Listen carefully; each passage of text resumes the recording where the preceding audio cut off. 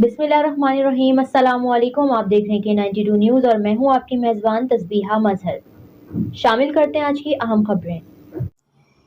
दौड़ से अपडेट करेंगे। इकबाल मुगल की रिपोर्ट के मुताबिक सिंध भर की तरह दौड़ में भी सक्खर के सीनियर सहाफ़ी जान मोहम्मद महर के कत्ल के खिलाफ सहाफ़ी और सिविल सोसाइटी सरापा एहतजाज। शाही बाजार से एहतजाजी रैली और मुजाहरा।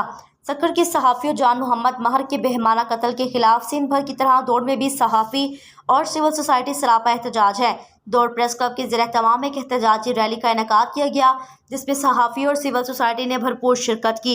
इस मौके पर शाही बाजार से प्रेस क्लब तक प्रेस क्लब के सरपरस्त हाजी फेरोज़ पठान, सदर अब्दुल हादी सोमरू, जनरल सेक्रेटरी इकबाल मुगल की क़ियादत में एहतजाजी रैली निकाली और प्रेस क्लब के सामने एहतजाजी मुजाहरा किया। मौके पर खिताब करते हुए मुकर्रीन ने कहा, सिंध बिलखसूस अंदरून सिंध सहाफ़ियों के लिए कत्लगाह बन गया है।